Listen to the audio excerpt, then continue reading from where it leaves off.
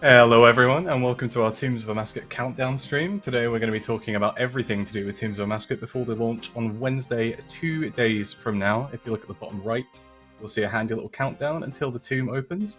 For my first time, I'll be your host, Mods Goblin, and today I am joined by Mod Elena. Hello. Mod Husky. Yeah. Mod Mack. Hello. And Mod Kieren. Hello. Does a countdown stream mean we're just gonna watch the clock?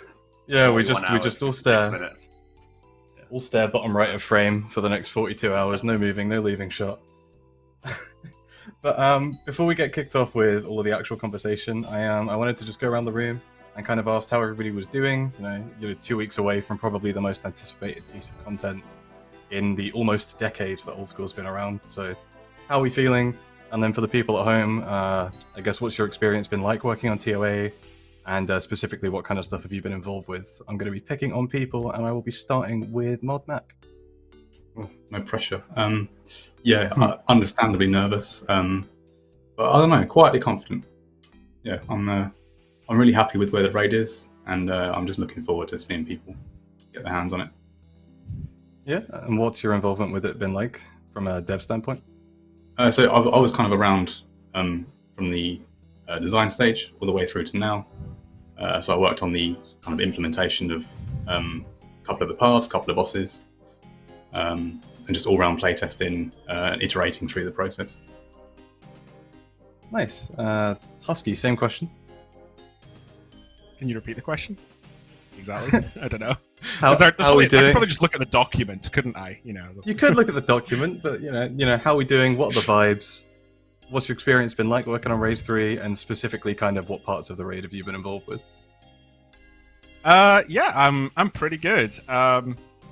It's pretty exciting. I think I'm also now realizing I still need to do Beneath Cursed Sands, so that'll probably be like a rush, like over the next day or so to get that done, because I definitely want to try it on launch with some friends and stuff. But good vibes. I think I definitely had the easier job for TOA, right? I mean, Mod Elena and I were kind of grabbed for the last, has it been month or so, 6 weeks, to just sort of be like, hey, you guys know PVM, you guys are really passionate about raids and stuff.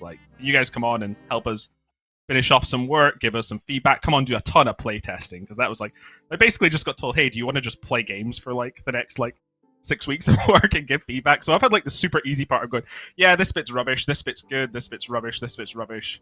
Or poopy, I guess, is the term we're using now for this place. So, I don't know. It's honestly, it's been amazing.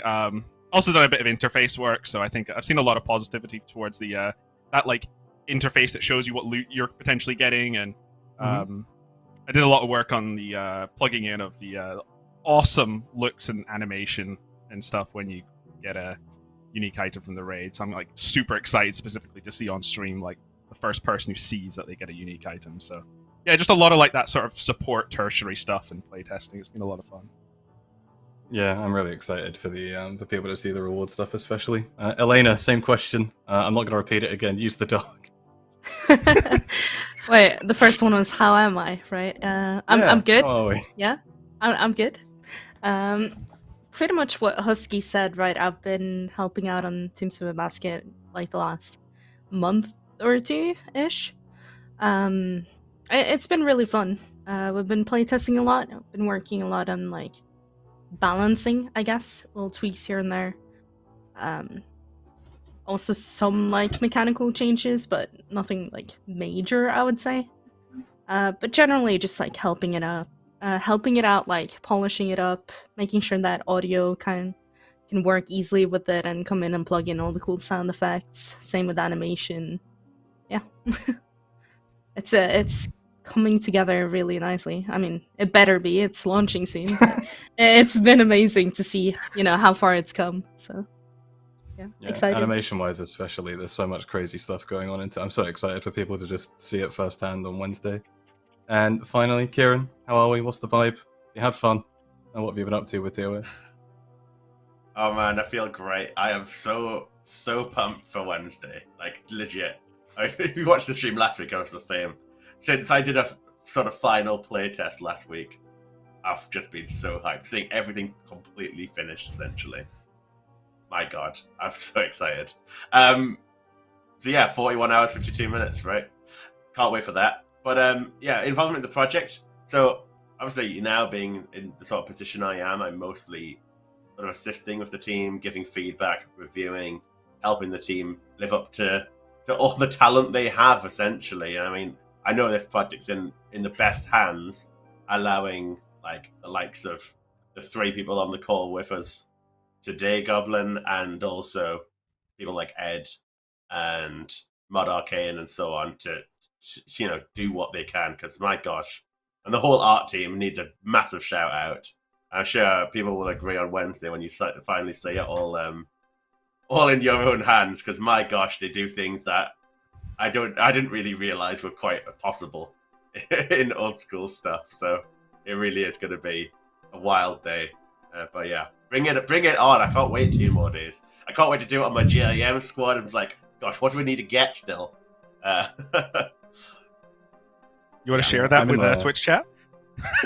Yeah, you need yeah, we've been working really hard to get an iron dagger. Like, I just don't know why we can't manage to get. I know it's not the smithing level yet.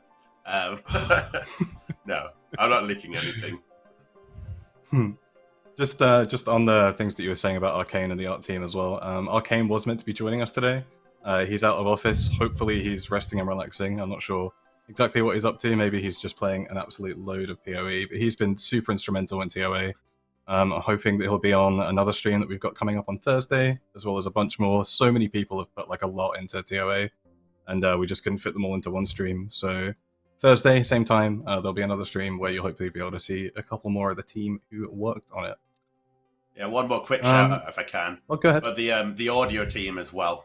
True. It's often underappreciated, and they're not necessarily on this stream as often as the artists and the devs might be, but similarly, such an amazing job has gone into all of the audio and the sound effects for Tombs of Amascut. So, yeah, big hand to those as well.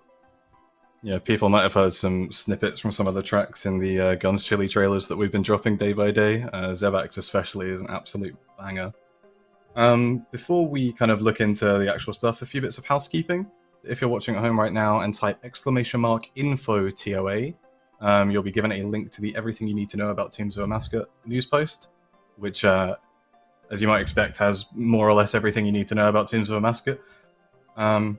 Outside of that, if you type !TOA, you'll get links to 2 of the videos that we released, including the developer diary, which we'll be showing off again at the end of this stream, and a What You Need to Know video that we had Tasty Life and Mofo put together.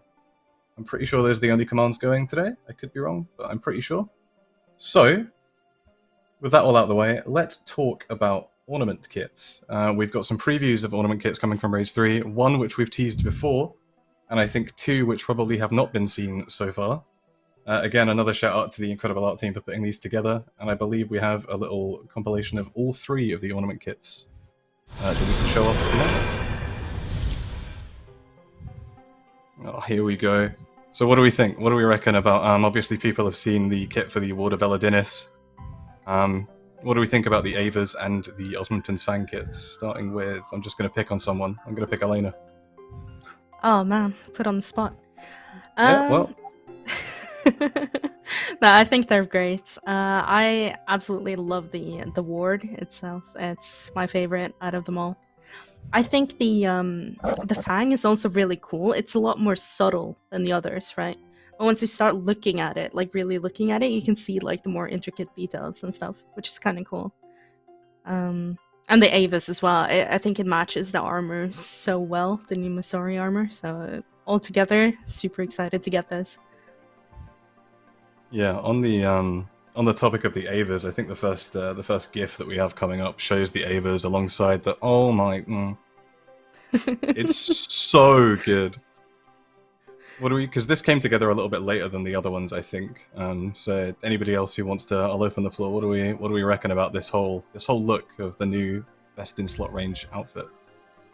It's just sick, right? It's been iterated on so much, and it paid off in a big way, and it just looks, yeah, I love it. I love that the Avas, because we had a talk about like, oh, do we go the quiver route right?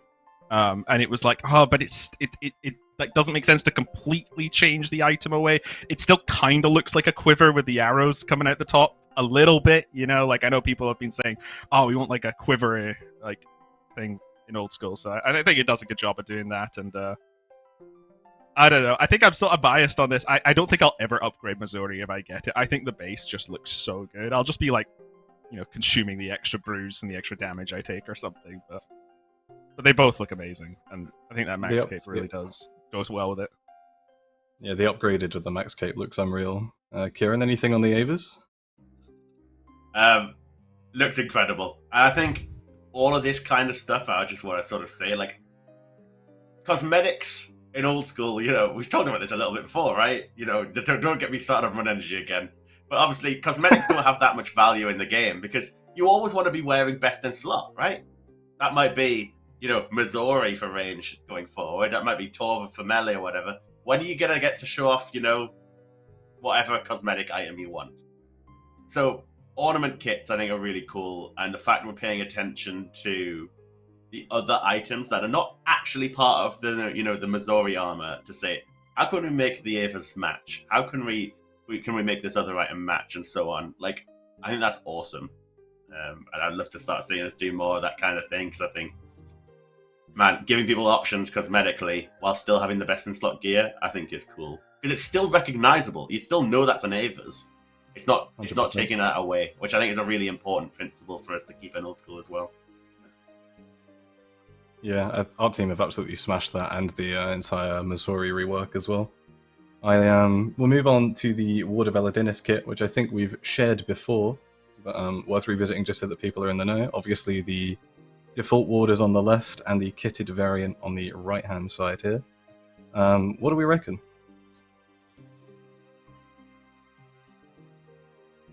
Kieren? You opened your mouth.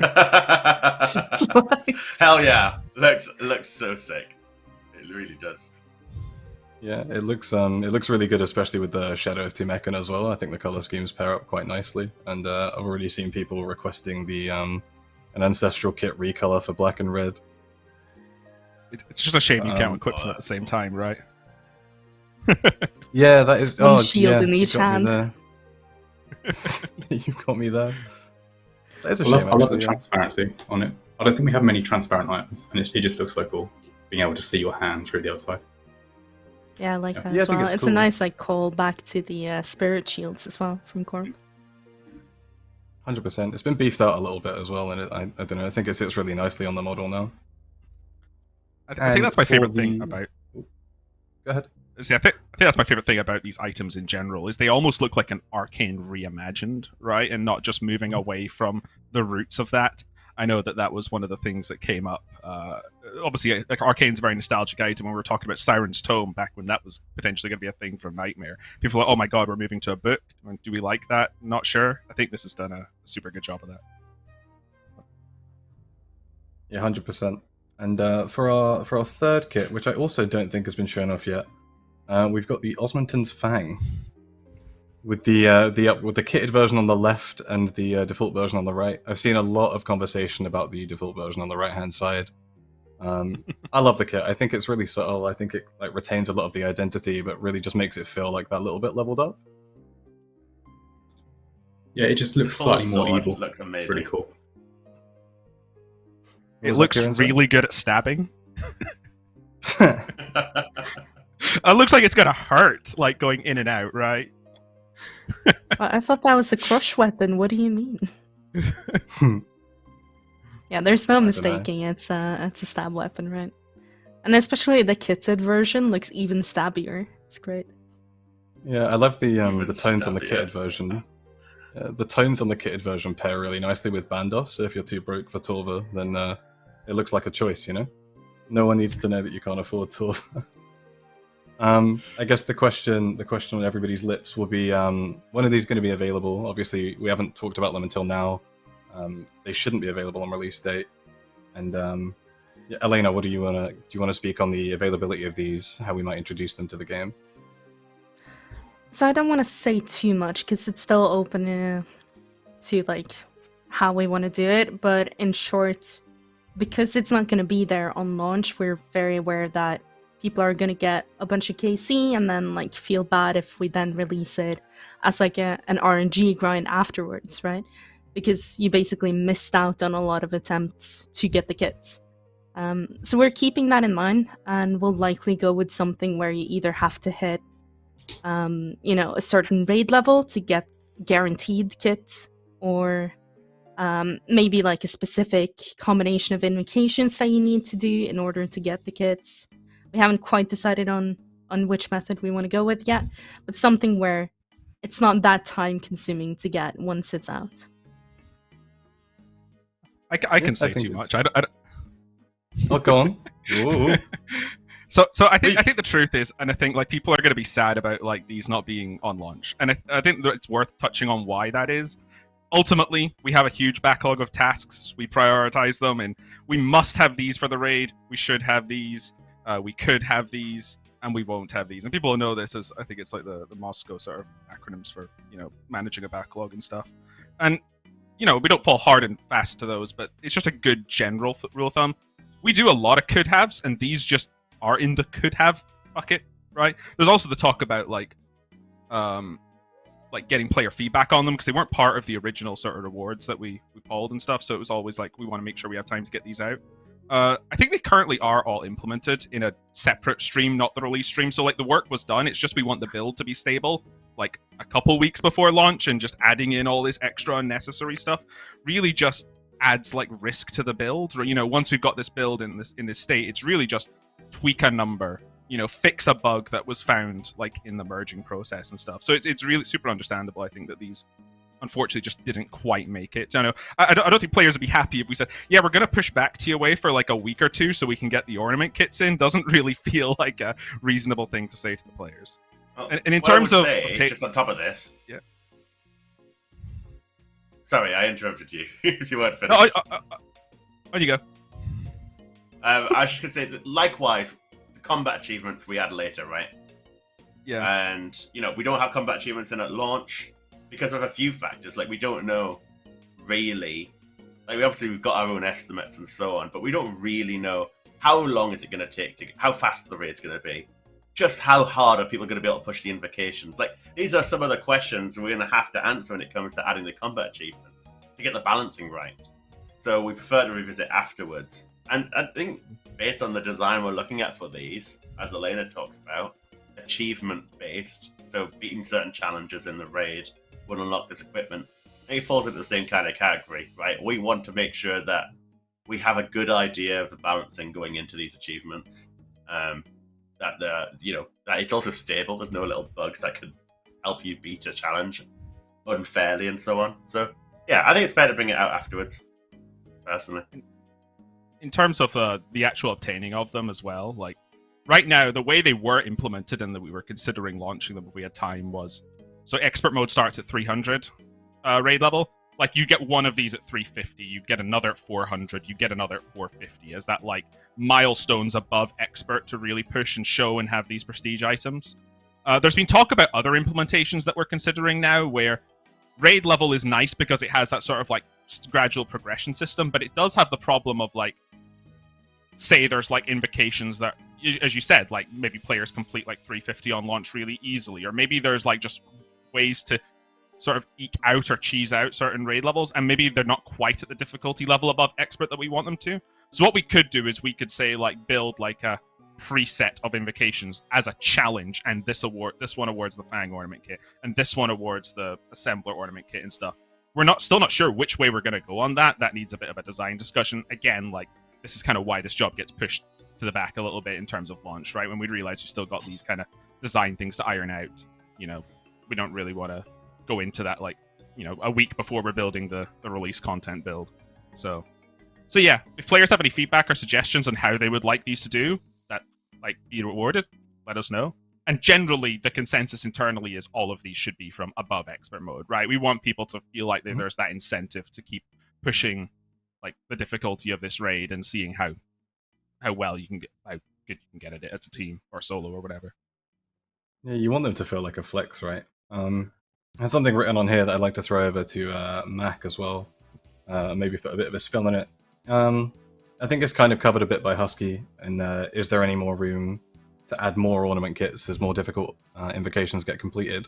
And I'd like to throw on to you, if you could add one of these kind of TOA style of kits to anything in the game, you know, what would you like to see it on? What do you think would be cool to add this kind of aesthetic to? There totally is room to add more, and we have the ability to add higher invocation levels with more invocations as well, so that could totally work. I'm not sure what I'd like to add an ornament kit to. I'm going to be really cheap and say the Abyssal Whip, just because I'm such a noob and I'd like something like cool to add to that. Yeah, some desert theming to that would be nice. Enter Yeah, the whip has... Oh no. The whip has a bunch of kits, but it's so iconic that I feel like it's kind of cool to see so many different takes on it, you know? Like, I don't think that's a cheap answer. I think that'd be kind of cool. Anybody else quickly? Spamming for Ancestral. Oh. Cool. Chat Anybody wants else? Anybody else Ancestral in the to match stream? the ward and the shadow, right?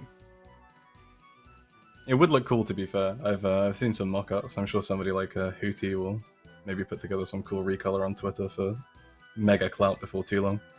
Anybody else? Any other items that you reckon? Kieren, Elena, Husky? Occasions need it, I think. Thanks. You know, they're the one thing They're that's green like, for you know, range. green in that setup, right? But yeah, to be honest, I'd love to do more with cosmetic kits in general, kind of like what I alluded to before. I think clues lack. Like, we have a lot of stuff on clues, but like we haven't had anything in a long time. And being able to have some more super high tier value, like ornament kits on clues, I think would be awesome as well.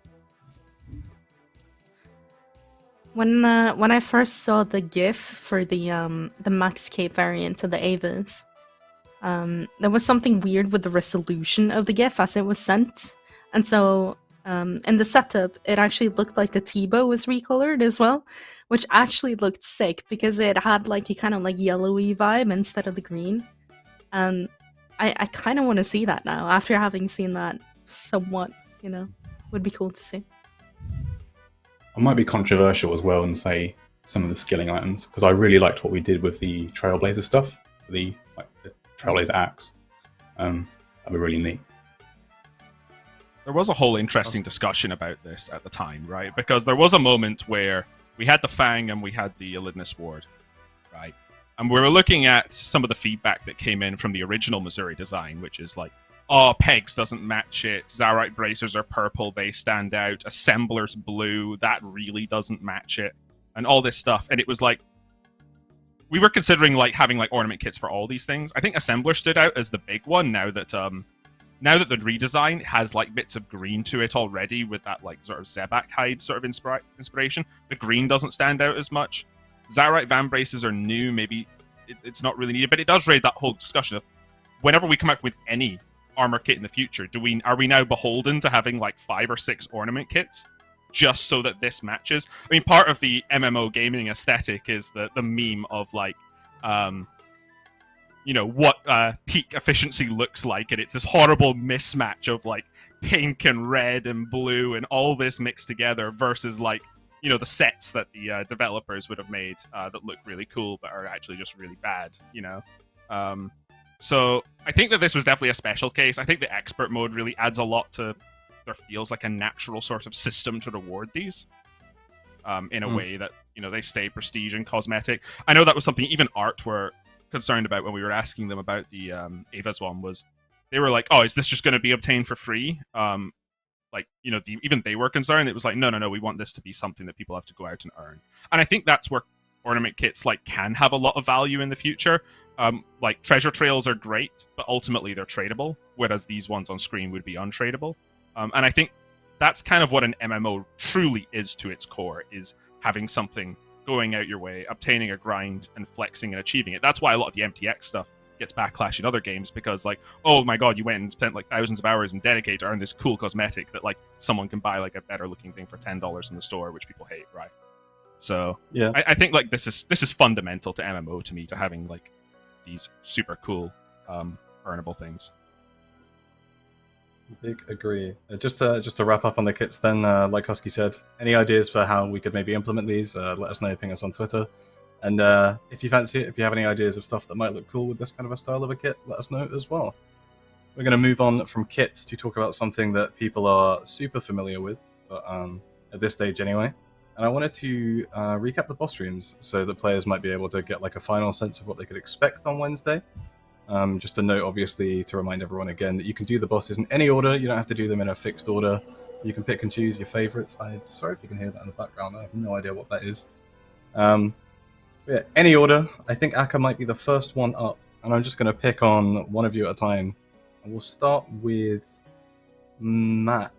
You know, what's your... Oh, I can not if you want.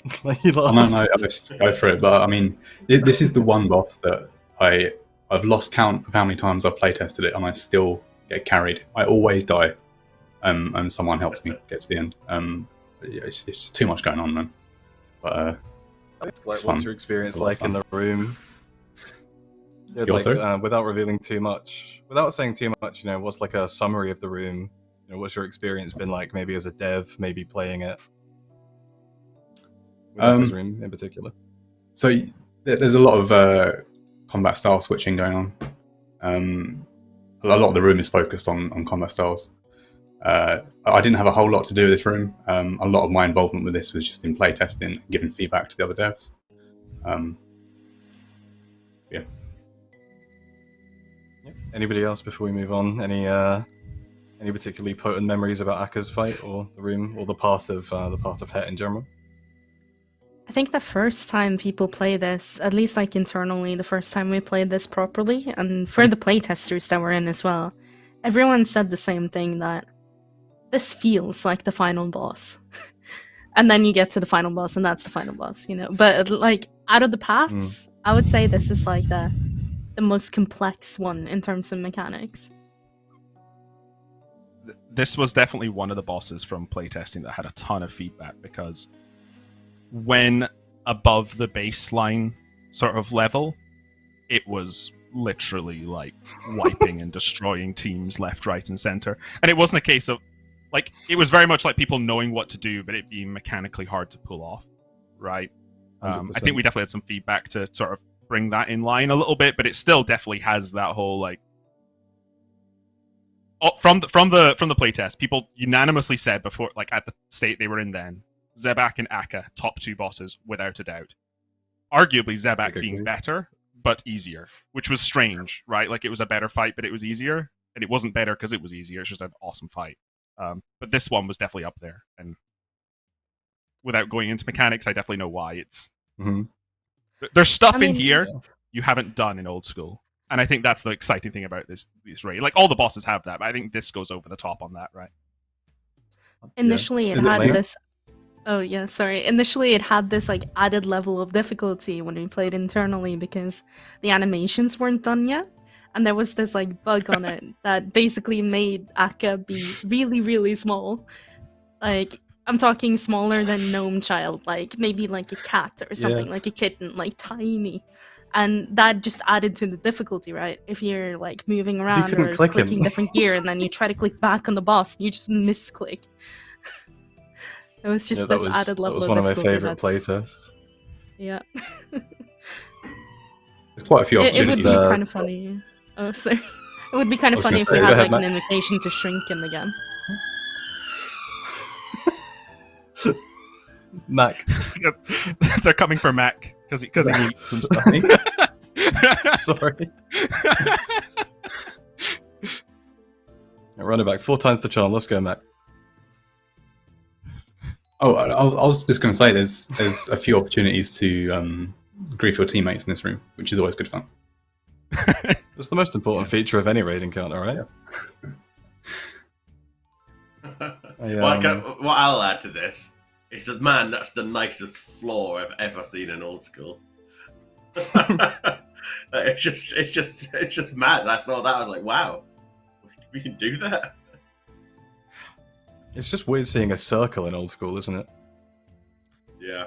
The best part about that is, so like typically boss design has square rooms for a reason, right? Because the movement system isn't sort of like symmetrical. You know, it prioritizes. It's either east, west over north, south, or vice versa. I don't remember, and I'm not going to get misquoted on stream. But we got an engine command with Nex, I believe, that allows NPCs to pathfind. Like, we could technically just turn them on for blue dragons and kill a bunch of bots, right, who are like safe spotting them, and they would just pathfind and start meleeing you. It's kind of funny when you think about it, but it's nice that like we don't have to worry about the confines of having square runes now, because NPCs can be smarter, and that's like super interesting. Yeah, I'm so excited to see people in this fight in particular. And on my personal favorite, up next is Zebak's rune. Zebak's so much fun. I absolutely love this fight. And let's talk to Kieren. What kind of... you said you playtested this recently. I think this is probably one of the more chaotic rooms. What's your time with Zebak been like in playtests and such? What kind of leak? No, I'll just follow suit. Follow suit. To be fair, I don't want to overly criticize Mack. That's not a big leap. It had prayers up. You could make that. We could make that jump. No, I love the kind of there's one mechanic in this fight that stands out from the rest that you interact with in quite a different way to most boss mechanics we've seen before. It takes some level of team coordination. You could screw it up, like you just said on the last one, right? You could accidentally get all of your team screwed. But yeah, it feels like a really satisfying fight, and it looks cool. It's quite different. Who doesn't love a croc boss? A croc boss that isn't as bad a boss as Doggodile, a Mutterdile in Gems of Zerek. Test your team coordination massive, right? And resourcefulness. Well, there we go. It's massive as well, though, right? I think it's made up of 2 NPCs worth of models to put it together. I think it's a huge boss. Yeah, it's like 2 7x7. Huge. Yeah, it's a big boy. I remember back early designs for this, and it was like, oh, like we're gonna have this big croc boss. And I'm like, how big, right? Because like we can technically go to 9x9s, but they're clunky, right? Because of the way our engine sort of makes things come up. Like the way you need to see the southwest tile and stuff before you see the NPC, so it gets weird. And it was like, oh yeah, we want like 1 lock to be the head, and I'm like, oh, like all of them. And it's like, yeah, that level of big croc, and it's just like stuck into me from the design. That just like, wow, we're going that big for like a normal boss. Although I don't know like what a normal boss constitutes to for TOA, because like I think like TOA makes a lot of creatures in our game essentially just look like high level mobs and not bosses. Yeah. Here's a question for you. Does the Slayer helm work if you got a croc task? Nobody say anything. So. Oh, okay. Wait and see. Somebody said something. This delay. Yeah, so for anyone at home, there's like when we're doing these like remote Q&As, there's like a bit of a delay. So when everyone's talking over each other, it's not our fault, we swear. We'll circle back to Mack because I think you and Husky spoke at the same time. I was going to say, I had like a bit of a roller coaster of a relationship with Zebak, because he went from being my least favourite to easily my favourite. We changed one core mechanic, towards the end of development, and it just changed it completely, and it's really fun now. I think, Elena, anything to close on Zebak before talking about Kephri? I mean, I keep wanting to bring up funny bugs that happened during development, and I'm gonna bring another one up this time. So when Zebak dies, he doesn't actually die, or he, like, at least his body kind of remains in the arena. And because he's 2 different NPCs, he has, his main body and he has his tail. And the tail was fine laying there, dead, as you'd expect, but the head and, like, the torso area, I guess, of the whole crocodile decided to follow people around the arena after he was dead, and that was really, really freaky. Do we not have a video of that? Oh, we probably do somewhere. Oh, we need to find that video if it exists. Yeah, I'd love to just be able to release footage of all of the mad stuff from dev that players will just never get to see, but that will be such good memories for everyone who worked on it. Go ahead, Husky. So, Matt, can you remember if that mechanic is still part of this fight? That one that players are probably never, ever, ever, ever going to run into, and is really hard to do even if you know it's there. That like is so irrelevant but just cool. Do you know the one I'm on about? I don't. No. Give me a clue. I'll DM you. Right. It's more cryptic. I than just- the I invocation just- puzzles, man. It's weird. I remember thinking it was a bug when I found it, and then like because I was like, why does this exist? I can't see like how this is using the code, and it was like, oh no, that's intentional. Oh, that. I think they'll figure it out. It's Still it'll take there, a while, right? but it does still work. Yeah. Yeah, cool, okay. Right. Speaking of bugs, let's talk about Kephri. I've clapped myself for the segue there, but the image hasn't changed, so now I just look like an idiot. Mod Spear, please. He's doing it intentionally now. Oh, that was a gut wrenching long pause. I absolutely adore the design of this boss. The room itself is so sick. Anyone who fancies jumping in, just experience this with Kephri without saying too much. I think this fight's probably seen the most change as the result of playtesting out of all of them. Yeah, there was, without going into mechanics, there was feedback during the playtest that was very much like, it doesn't feel like Kephri is like doing much, and I can't really elaborate on that. But like every other boss, like you felt their presence in the room, right? Like significantly, like that they were such a threat, and just like it just wasn't. It wasn't that like mechanics were bad or anything. It just wasn't resonating. We made some changes, and I think it's substantially impacted it. I do really enjoy this boss now. I think this boss also has the saddest story out of all of them, right? Like I was reading all the books afterwards, and I'm just like, man, that sucks. That really sucks. Like I know that Ed is like incapable of writing happy stories, but like this one just really sucks. It sucks in a sad way. It doesn't suck because it's bad lore. It's actually Yeah, really good lore. exactly. I love it. It like, do you know, there's a lot of stories I read and I was like, that's cool, that makes sense, or oh, that's interesting. This one I was like, in the heart I was like, damn, why'd it have to be that way? Kieren, I think you muted, fella. Thank you. He's probably talking about agility. I've just pulled up the lore That's fine. from the blog, the Tombs of Amascut, Everything You Know blog that we put up. And we read it out. Kephri is the last of an ancient race of long-lived scarabs. She lived in isolation for years, watching the desert from afar, gathering knowledge as she did. While initially content, over time, she started to desire children to pass her knowledge on to.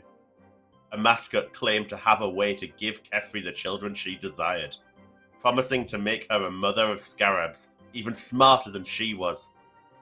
However, Amascut twisted these words, destroying Kephri's intelligence, making her nothing more than a mindless thrall. So sad. Man. That's killed the mood. It's pretty sad. Yeah. Well, yeah. Mac, do you want to uplift us? Any fun memories of Kephri? I don't know about fond memories. It's probably the least chill boss in the whole way, but trying to think of funny bugs. I'm sure you had one, Elena, a while back. I can't remember what it was. Oh, I have a funny bug. I was waiting for my turn. Yeah, go on. Go ahead. Oh, okay. Take your turn. No, I thought you were. You can do what you like. Okay, sure. So I don't know, like who did it. It doesn't matter who did, but her dying animation was set to be the animation played constantly on the dead version of this NPC. So similar to Zebak, you know, going around and following you when he's dead. Kephri would just kind of die over and over and over and over on loop, and it looked really, really strange.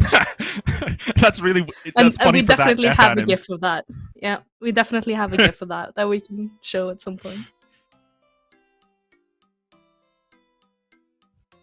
We need This to boss as get well, all of those like- together and put something out. This boss does stuff with animations that like I didn't know we could do. Mhm. Like animations are sick for Zebak. They're sick for Akkha. Like there's moments in our like sprint reviews where we were like, "Whoa, that looks so cool." But like Kephri, like not the same like wow factor, like in terms of oh wow that looks insane, but like just that's possible. And the final boss definitely has moments like that as well, right? We were just talking about it before the stream. So yeah, super cool. Yeah, the final boss is like I wish we could just speak more of it. I'm so excited for people to see it. Like the final boss does some insane stuff. And Arcane I guess the final is of the the rooms. And the final of the rooms, Big Monkey, former matriarch Baba. This room's gone through. I remember this was the first boss that I played, the first playtest I ever did, like just after starting on the Old School team. And this room alone has come through so many changes. I love this fight now. I think the art team have absolutely smashed it with this room and the feel of the fight. Kieren? Kieren was like nodding as if he was about to say something, so I was just like waiting. I'm sorry. No, it's a really cool fight. I really like this one. Again, I feel like something I've always banged on about, sort of, when thinking about boss design is I always like the idea of each boss kind of having at least one mechanic that's kind of like a really strong signature mechanic. This is such a unique piece of gameplay for a boss. And again, this one I think really has quite a cool little sequence that'll happen in the fight that is it gets you on your toes, is what I will say. One thing about that mechanic as well is my second favorite invocation in the raid has to do with that mechanic, and Mac, you're a genius because I love it, and I just can't wait to see like a hardcore go out that way. Yeah, I'm a little worried about how many hardcores that's going to do in, but we'll see. But like the best part about invocations is like they select it. Do you know what I mean? So it's like yeah. Just on the hardcore point, more like generally. I think there have maybe been like a few like competing bits so that we've not spoken that much about how death is handled inside of the raid, especially with death costs or whether it's safe for hardcores. Can anyone here, maybe Elena or Husky, speak to how death is handled inside TOA? Yeah, sure. So, first of all, any death whatsoever is considered like a hardcore death.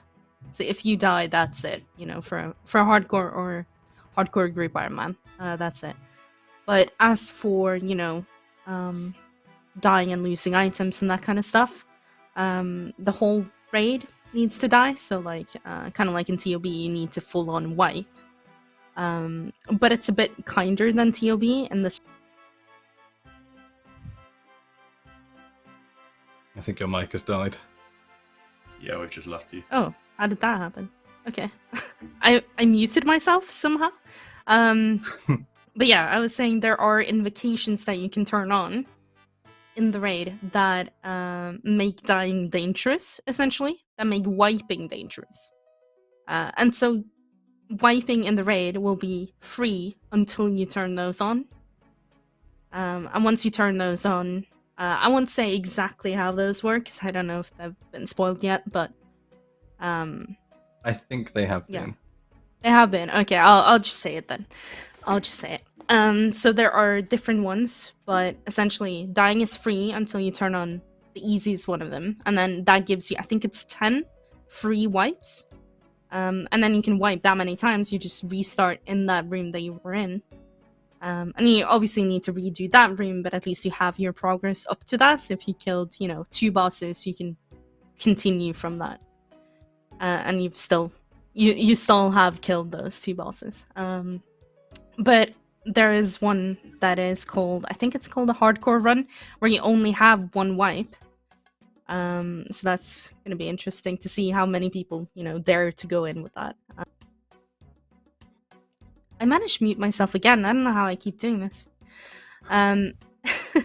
If you have any of these like wipe invocations on, and you do wipe, and you do the final wipe, I guess, you will have a similar kind of chest system as in TOB. So if you die in TOB, all your items go to this chest outside where you can go and pick them up. If you die again before picking them up, they will be lost. And reclaiming them, instead of costing 100k as it does in TOB, it's based off the GE price of the items that you have. up to a maximum of 500k. So it's kind of up to you how dangerous you want to make this. And the reason we went with this is kind of because you can choose to just not have dangerous deaths like at all. So in return, the deaths that you do have will cost a bit more. And I think that's a fair trade-off. Okay, I'm done. No, I think that's a Yeah, pretty good summary. It covers all bases. Well, Husky, do you want to just quickly, and then we can talk more about invocations? I'm conscious of time. Yeah, I was just gonna say that I think the best part about these is like early on, like you're gonna want all these attempts because you want to see the bosses, you want to make the mistakes and learn the fights. But after like a certain point, they probably become quite free raid levels. They're obviously so raid level increases the stats of the bosses, like attack and accuracy, damage, HP, defense, and stuff. So like it's obviously costing you in that way, but it's not adding another layer of difficulty. It's just saying don't mess up. And that was one of the interesting parts of the invocation system, was kind of trying to balance out like, ooh, people could just pick all these ones and get a lot of raid level, and the fights aren't actually that much harder, which is obviously why we went with the scaling stats regardless of raid level and stuff. But bit of a tangent there, but yeah, I'd be interested to see how that plays out, and when people feel confident to say like maybe people just always say we're going to allow 3 team wipes just for the sake of convenience, but we all know a lot of players are just going to get as good as they are as Tob and just say nah, we're happy with our 1 life. Yeah, I think that's also a pretty perfect segue into invocations in general. I know we've spoken a fair bit, and it's in the Everything You Need to Know blog. But Mod Mack, if you could maybe just give like a brief rundown of what is the invocation system. We've got a neat little image on screen kind of showing the UI that Husky's worked on with some names taken off. But yeah, what is the invocation system for everyone? It's essentially a way of customizing the difficulty of the raid. So each invocation will have a different effect on the raid. It might be a mechanic. It might be restricting the way you can play. And each invocation you turn on will increase the raid level, which will in turn increase your loot potential in the raid. And of course your bragging rights as well. Yeah, there's a leaderboard for the highest completed raid level, I think, so that'll be interesting to chase. We track your personal highest as well. They're also super interesting in that there's some that just affect, like, say, the entire raid. I know that we have revealed a few, like, that say, like, oh, you can't eat, for example, and things like that. So that's obviously worth a lot more raid level than something that might affect only 1 boss. And that's the best part about it, is you might say, like, yeah, I'm really good at Kephri. Like, for some reason, those mechanics just gel with us in our team. We've got that down. Turn on a bunch of Kephri invocations. Your Kephri will be really hard. But then suddenly, like, your Zebak still feels like normal difficulty. Do you know what I mean? So, like, maybe Zebak is a boss that you're not too familiar, you're not too great at, or maybe the final boss is something you're not too great at. It offers a lot of customizability, and I think that, like, obviously, like, we've tried our best to balance the raid level to like what we think they are relative difficulty. I'm sure that'll get tweaked over time, but yeah, just this is definitely a trial run. There's been a lot of people saying that, is this being too easy going to be bad? I think there's a lot of people trying gatekeep raids as being some of the hardest content. It's certainly not going to be a pushover at 0. We don't expect you to just ignore all mechanics and get through scot-free, right? But this is the trial run for this kind of system. Maybe this is something that even gets like made a standard for raiding content moving forward, because we need raids to be. We need content like this that we invest a lot of time to be something that is like accessible and like excites a lot of the player base. Chambers, I think, does that really well, even if there are some systems there we don't like. Whereas Theatre of Blood feels like super prestigious in a way that like you literally can't find a group unless you've got 100 KC somehow. This is soloable, scales to 8 people, and hopefully like there's a nice learning curve through it all instead of just the harshness of Tob. So yeah, it's definitely pros and cons. I think it's super interesting to see like where this is going to end up. I just saw someone in the chat saying, sorry, I was just gonna say I think the death system really helps like make this quite accessible to people, because in TOB, like if you die, you're out, you have to restart from the beginning. But because you have unlimited wipes and it scales down to 1 person, you could literally go in and just like repeatedly practice the 1 boss that you were struggling with. It's definitely kind of like being chambers able in to that way. brute force learn is nice.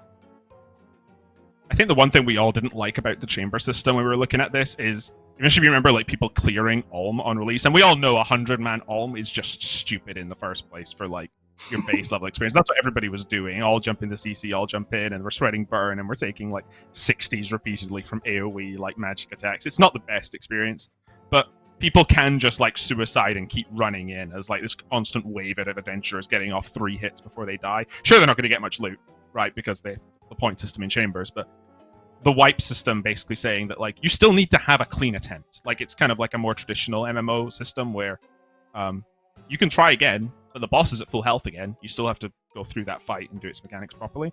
I think that's one of the biggest things I think for accessibility for this raid, is it's not just the difficulty in the invocations, but more so that it's kind of like I played a lot of Elden Ring recently, and you don't mind repeatedly just jumping back into the bosses when the runs are that short, and you just get to keep going and going and going and accepting your deaths, but getting better each time. If you fail at Verzik and you need to make like 25 to 30 minutes, maybe even longer if you're fresh at the content, that's a long time if you've forgotten what killed you, right? Or you didn't understand it. Yeah, 100%. And just before we move on, because the delay cursed us all, Mac, I don't know if you still had in mind what you were going to say earlier. Oh no, I just saw someone in the chat say nice interface. So Husky, your work is recognised. Whenever Husky makes an interface, he goes in and he's done it again. It does do a really good job of conveying everything you need though, right? Like it's really simple, it's clean, you know exactly what's going on. I'm really happy with how it came out, because I remember Kieren Kieren has one-to-ones with all the developers, right? You know, check in, see how they're doing with their work, thoughts, you know. And we came to the conversation of invocations in this interface as a whole, and it was really just the list of invocations on the left part of that. And it was like, oh, is this it? Like coming up to launch, and we had a thought about like, well, yeah, like it's serviceable, it works. It's a real pain to like see, and like there was obviously a total that said like the total raid level, but like it was like, oh well, Kieren had so many questions about how does that affect loot and what are you doing, and it was we eventually like started like looking at like how other games with like toggleable difficulty did this, how their interfaces are laid out, and ultimately came to this. Just really happy with how it came out. I kind of wish that there was like, just for the sake of the interface, I know it's probably not better designed, to like have it more gradual, like you get the ward and then you get like the Missouri unlocked and then you get the staff, instead of it just being 0, 50, 150, so it comes in blocks, because it'd be nice to see things gradually light up just from an aesthetic point from the interface. But like I think it does the job good enough, and yeah, I'm just happy with how it came out. I used to hate working with interfaces in our game. They're really clunky, but like I feel like after 3-ish years coming up, that's kind of crazy to say out loud, but I don't know, I just kind of get with it, I suppose. I'm no longer spending days trying to figure out why my interface isn't loading, and just the stupid nuances, and now we just, I don't know, not trying to toot my own horn. Learn to love the pain. Yeah, I guess learn to love the frustrations of it, and there's still people in it, like Arcane goes like, nah, I'm not touching the interface, like screw you, Husky, like you could do it. So I just add Kieren, to it just before we wrap up. Yeah, I just add to it. In the final version, we also have the names of the invocations on that UI as well, so it's a little bit easier to see which one's which after you get to grips with them. Then we also have a preset in, right, Husky, to go back to the original recommended setup. Yeah, I was going to talk on presets if there was time, but yeah, there is a button there next to rewards. So when you first open it, it goes like, would you like the recommended difficulty setting, which is like a set of like invocations we've decided as a fair normal. Like if we were to have said like this is a normal raid, maybe go in like Tob on release, so you can just do that if you don't want to go through reading them in. We think it's fair-ish. There's obviously probably no right or wrong in that. It does bring up the whole like, this interface is still kind of clunky to work with, in terms of like, you got to scroll, you got to remember what's in there. Make sure you got them all selected. I know people are gonna have a wiki open. Again, in the could haves and not on launch, but I'm currently started working on it this week, is the idea of like clicking presets and having like a set of presets, like maybe 1 to 5 that you can do and save as your loadouts. The unfortunate side of RuneScript and well, our language is we can't store text on a player. So it's probably still going to be like preset 1, preset 2, and you might have to remember. So there's that, although I'm sure RuneLite will come up with a plugin that renames them. But the advantage of like us doing a preset system over what RuneLite devs did for the Shattered Relics is like they could only say, hey, these are light up the ones that you're missing, and you'd still have to go and click them all or do that. They could do that easily, but they couldn't actually turn on the invocations and send the data to the server. So hopefully us doing that and having it for probably not week 1, maybe week 2 or 3 on launch. It's something, again, we wish we had had on launch, but you prioritize your time the best it can, and we're not going to delay the release date for presets when players are itching for the content. So hopefully players will appreciate the presets. Definitely something to look forward to when players get a little bit more comfortable, right? We're coming up on 6, so I just want to wrap up and do like another little round with the following questions. As if anyone's going to answer no to this, but do you think the raid's going to be fun for players? Have you had fun working on it? And how excited are you for players to try it out? And we will start with ModMac. Sure, hope it's fun. Otherwise, the last year has been a waste. Yeah, it's tons of fun. I've had an absolute blast working on it. It's been my favourite project so far, easily. Yeah, it's a banger. Kieren, same questions? I think it's awesome. It really is a step. I feel like it's a step up from the other raids we have, just in terms of the ambition, the quality that's gone into it, the effort that's gone into it. But if it is rubbish, make sure you play it on launch day and let us know, and we'll sort it out. Husky? Yeah, I mean, people in chat are saying, oh, it's like, of course it's fun, of course we're going to say it's fun. I think the thing that'll be interesting is to see like how it stands the test of time. That's something so important for raids, is like people still go back and have fun in chambers, they still go back and have fun in Tob. I'm really hopeful for that for this content. Every boss feels like a unique, distinct encounter and boss. So yeah, that'll be something. Like that's the real test. Not can you do it for 20 hours on launch and still be having it, but are you doing it? You know, are you happy to have this as your grind for content, for to make money, to earn uniques, whatever you're there to do for collectional content and stuff. So yeah, so I think we really are there. I think the amount of time and effort that, honestly, not myself. Like I've only been on it for like 5-6 weeks and giving feedback and doing minor stuff. But the team, Mac, Arcane, Ed, I can't remember the QA guy's mod name, but like Halo, and everyone else on the team has done an amazing job with it. So yeah. Finally, Elena, same questions, closing thoughts? I love TOA.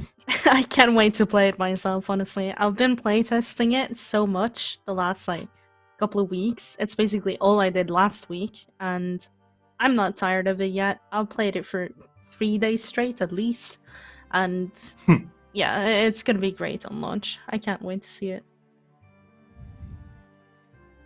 Did I answer all those questions? I don't know. I think I got them more all, or less. right? It's fine. Yeah. Yeah, we overran a little bit on some other topics. So if anyone, we were going to talk about rewards because we skipped it again. !TOA info, everything you need to know blog post. You can see the rewards all over there. I think that's about it from us. We will see you on Wednesday. The game's going to be going down at 10:30 a.m. BST. We'll have about 30 minutes of downtime to make a backup, which we hopefully should not need, but just in case. And the game should be back online, and TOA will be open at 11 a.m. 2 days from now, on Wednesday, the 24th of August. You can see at the bottom, we've just hit under 41 hours to go. I've been Mod Goblin. I've been joined tonight by Mod Elena, Mod Husky, Mod Kieren, and Mod Mack. And I think for us, that's goodbye. Hang around and check out the Dev Diary, which will play at the end of the stream if you've not already seen it. Thanks for tuning in, and see you on Wednesday. Have fun. See you later. Don't know how long.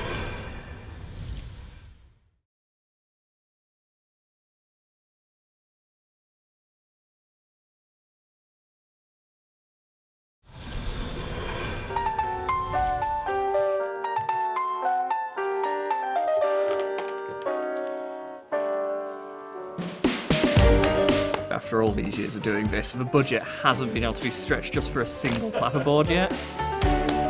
Can I talk about spoiler stuff? Tombs of Amascut. Amascut. This one for sure. This one. This is the one.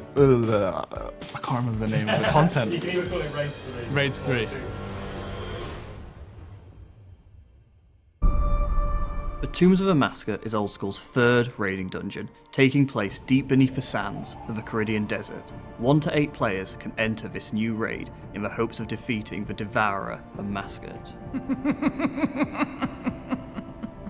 So I'm going to ask you about some of the lore. Do you know much about the lore? Nothing whatsoever. Nothing. Okay, right. So let's skip over that. The lore, yeah, I know some things. If you've played through the Desert Quest line, you're aware of the Desert Pantheon and Amascut, and yeah, she's taken over this tomb and corrupted all the creatures within, and someone needs to go sort that out.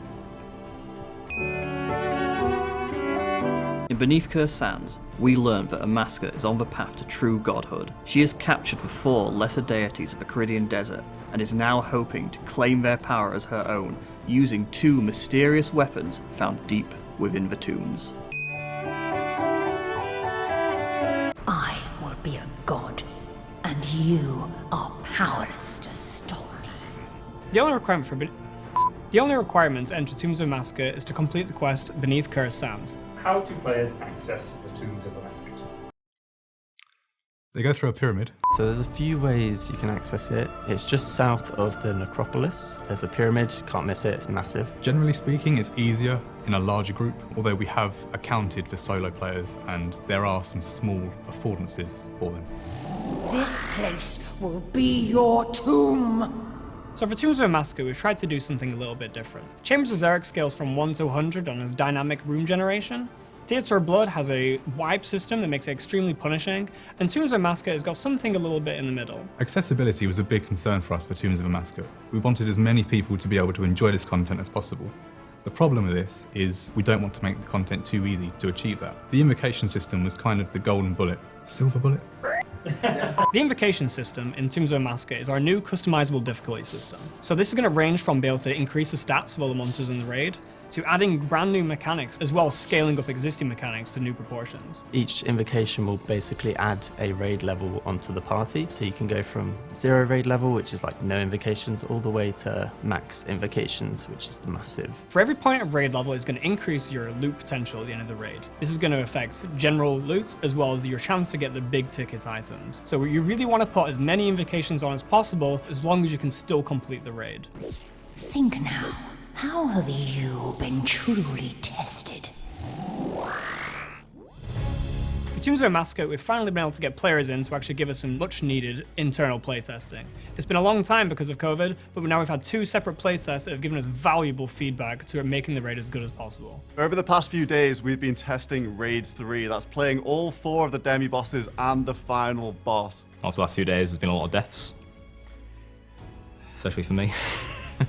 It probably is the most accessible raid by far. My favorite thing is how customizable it is, so it's accessible to entry players, and then sweats like me at the end of the game, you can turn on a bunch of invocations, and it really switches up the raid every single time. The refinements and the way that we give feedback is much more centered on the idea of how to make this interesting in the long run, and not just like for 2 days or 3 days of gameplay. It's been really good to get some fresh eyes on the raid, because obviously we're seeing it day in, day out. Elevating those boss battles based on their feedback.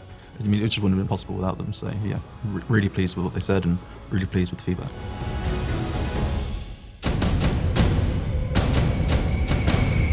Cool, yeah, so the first 4 bosses, very interesting stuff. Each of the first 4 challenges within the Tombs of Amascut is themed around one of the 4 lesser deities of the Keridian Desert. Rather than it being linear, you have 4 different directions you can go in. And you do have to do all 4 to reach the end of a raid, but your choice will matter in which one you choose first. Before taking on Kephri, the Guardian of Scabrous, you'll have to walk Scabrous' path. This is the big bug that sits up atop a giant ball of dung. Why is there so much dung in this raid?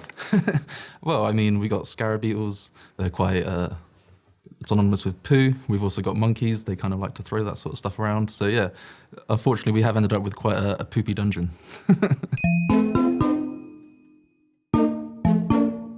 Baba is the Guardian of Atmancan, and in keeping with Atmancan's alignment of companionship, Baba comes with a huge family of baboons. To reach Baba herself, you'll first have to fight through these baboons, but be careful, because there's going to be some interesting dangers along the way. The Guardian of Krondys is Zebak, and in keeping with Krondys' alignment, you'll need to use your resourcefulness to overcome some deadly traps before reaching him. Akkha is the Guardian of Het. That's it, that's all we got. Het is the god of strength, and to overcome his guardian, Akkha, you'll need to turn his own strengths against him. I look upon you with pity. Some of the new unique rewards we have in Tombs of Amascut feature the Tumican Shadow, a new mage weapon, the Ward of Elidinis, a new mage offhand, and a new ranged armor set, the Masori armor set. All of the rewards are really just strong. They're fun to use, they're fun to play with, they look great, the design team's done a great job. The Shadow of Tumican is a brand new two-handed mage weapon. It features an incredible powerful ability of tripling your magic accuracy and tripling your magic strength bonus. It really slaps, especially in Rage 3. It hits like a truck. It's just incredible. This is a new self-powered staff, meaning, I don't know, what does that mean?